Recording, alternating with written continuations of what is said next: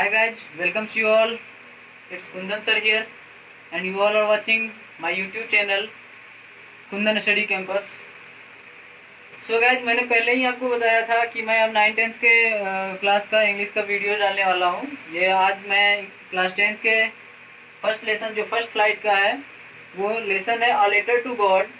तो मैं उस पर आज बताने जा रहा हूँ, आज पढ़ाने जा रहा हूँ। हम लोग पढ़ने वाले हैं कि एक किसान होते हैं, a farmer whose name is Lencho, and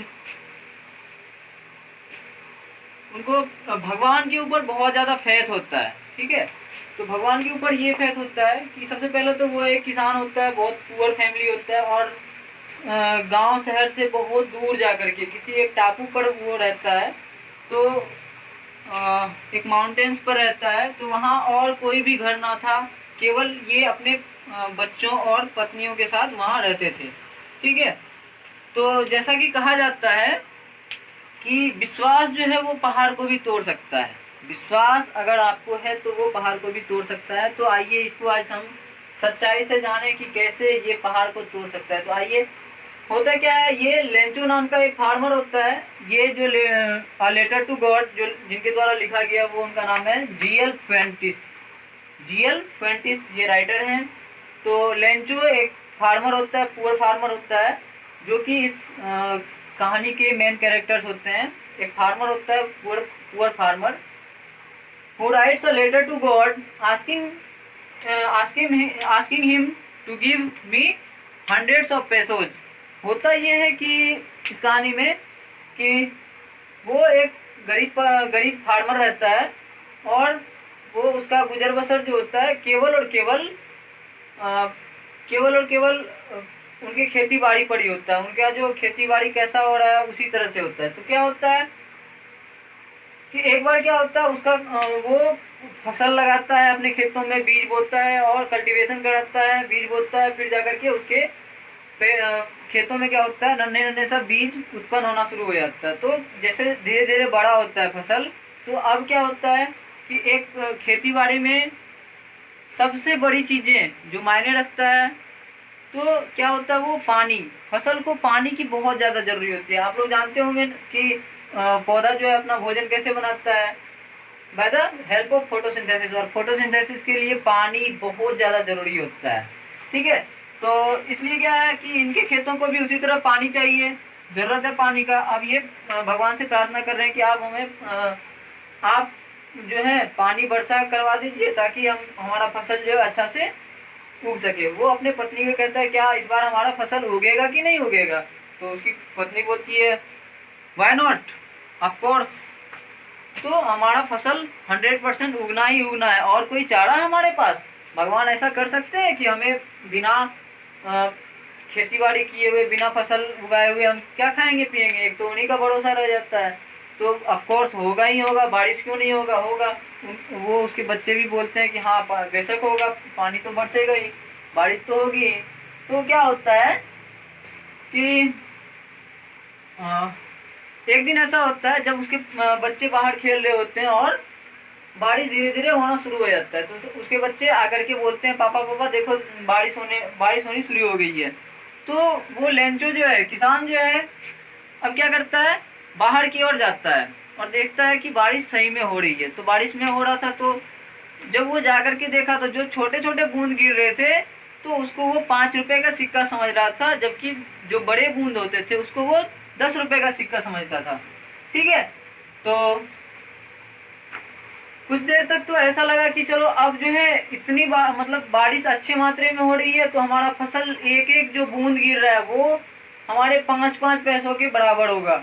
ऐसा बारिश से हमारा इतना फसल उगेगा कि वो एक एक बूंद 5-5 रुपए के बराबर हो जाएगा। ठीक है, 5-5 पैसों के बराबर होगा, और जो बड़ी बड़ी बूंदे हैं वो 10-10 रुपए के बराबर हो जाएगा। बट आफ्टर सम टाइम्स होता क्या है कि there will be the falling of hailstones. अब क्या होता है, ओले, बर्फबारी गिरने शुरू हो जाते हैं, बड़े बड़े बर्फबारी गिरना शुरू होता है। और आपको पता होगा कि अगर आप किसी भी सजीव वस्तु है उसको आप कहीं पत्थर से मारोगे, या फिर जो छोटे छोटे पौधे होते हैं उसको अगर पत्थर से मारते हो तो क्या होगा, वो जाहिर सी बात है टूट जाएगी। इसी प्रकार से क्या हो रहा है, यहाँ भी लेंचो का भी जो बहुत दूर से बहुत स्पीड में बहुत ज़्यादा ग्रेविटी के साथ जो गिरता है हेलस्टोन्स, इसके कारण क्या होता है, लेंचो का फसल बर्बाद हो जाता है, बिल्कुल नष्ट हो जाता है। आफ्टर दैट अब क्या होता है, वो उसका एक ही केवल सहारा होता है, भगवान का भरोसा। भगवान के भरोसे ही वो अब पूरे साल भर रह सकता है। भगवान से बोलता है, भगवान आपने ये क्या करा दिया, अब मैं खाऊंगा क्या, मेरे बच्चे भूखे मर जाएंगे ऐसे में, तो अब क्या करूं। तो वो क्या करता है, उसको एक आइडिया आता है, क्या, कि मैं भगवान को लेटर लिखूं, मैं भगवान को लेटर लिखूं, उसमें ये लिखूं कि हे भगवान, आपने जो इस तरह का करा दिया, हेलस्टोन मेरे खेतों में वर्षा करवा दिया, हेलस्टोन से, ओले से भर दिया, तो मेरा फसल तो नष्ट हो चुका है, तो अब मैं क्या करूं, हमारे बच्चे कैसे रहेंगे, हमारे परिवार खाएंगे क्या। तो then then Lencho realise that he will write a letter to God and asking him to hundreds of pesos। अब यहाँ पेसोज का क्या मतलब होता है, पेसोज अमेरिकन लैटिन वर्ड का है। कुछ कुछ देशों में ऐसा, जैसे हमारे यहाँ रुपया चलता है, कहीं डॉलर चलता है, तो इसी तरह से अमेरिकन वो एक पैलेस था जहाँ पर कि पेसोज का मतलब रुपया होता था। तो वो कह रहा है कि गॉड को लिखता है लेटर और बोलता है कि आप जो है हमें लिखने की सामग्री दे दो, स्टेशनरी दे दो, भेज देना, और हंड्रेड्स ऑफ पेसोज हमें भेज देना। होता क्या है, वो जाकर के शहर जाता है और उस है ही है हमारे लिए कि वो क्या करता है, अब वो पोस्टमैन जैसे ही उस लेटर को प्राप्त करता है और तो वो देखता है कि ये लेटर लिखा हुआ है गॉड को, तो भाई हम किस एड्रेस पर पहुंचाएं। तो वो क्या करता है, पोस्ट मास्टर को दिखाता है जाकर के कि मैं ये कहाँ पोस्ट करूँ, ये लेटर जो है मैं कहाँ दे आऊँ। तो वो पोस्ट मास्टर जो होता है पहले तो उसके बातों में हंसता है कि ये कैसा पागलपन इंसान है कि गॉड को ही लेटर लिखता है, मैं गॉड को कहाँ खोजूँ। तो वो एकदम से पहले तो हंसता है उसकी बातों पर, उनके लेटर पर, बट एकदम से फिर आ जाता है कि चलो कोई तो है भरोसा करने वाला, गॉड पर इतना ज़्यादा फैज कि उसने गॉड को ही लिख दिया लेटर।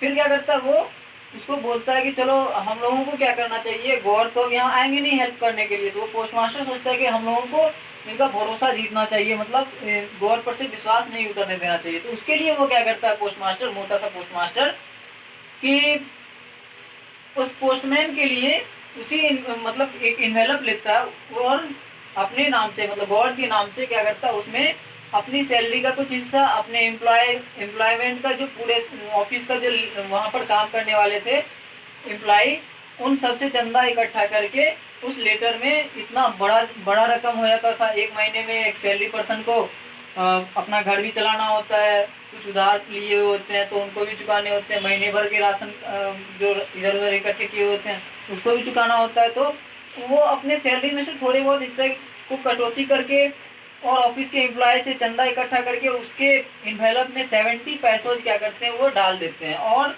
फिर से उसी फार्मर के नाम पर डाल करके वो एज अ गॉड उसके घर पर पहुंचाने के लिए पोस्टमैन को दे देते हैं। तो वो जैसे ही उस पोस्टमैन को आते हुए अपने और देखता है लेंचो, तो वो क्या सोचता है कि चलो भगवान जो है उसे कोई आश्चर्यचकित नहीं होता है। क्यों? क्योंकि उसको भगवान पर इतना भरोसा था, उसको 100% लग रहा था कि भगवान तो हमारे लिए जरूर भेजेंगे ही भेजेंगे, चाहे जो हो जाए। तो उसको कोई भी आश्चर्यचकित नहीं लगा कि मेरा आएगा कि नहीं आएगा। तो वो जैसे ही आ रहा था तो बोला हाँ भाई दो, मेरा लेटर है। उसने लिया और खोल के देखा तो उसमें 70 पैसों ही था और उसको वेलबींग के लिए उसने जो पोस्ट मास्टर था उसमें लिखा भी था कि अगली बार से जो है ऐसा नहीं होगा, इस बार दिक्कत है तो आप जो है 70 पैसों से काम चलाइए।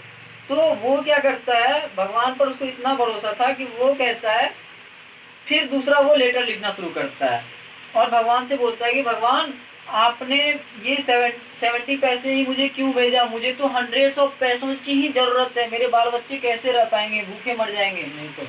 ठीक है, तो वो फिर से उस लेटर में लिखता है और बोलता है, ये भी बोलता है कि आप ना ये जो पोस्ट ऑफिस वाले होते हैं ना, इनके एम्प्लॉय के थ्रू मत भेजना मुझे, क्योंकि ये लोग जो ऐसे लोग होते हैं जो कि उसमें से निकाल लेते हैं, ये लोग चीटर होते हैं।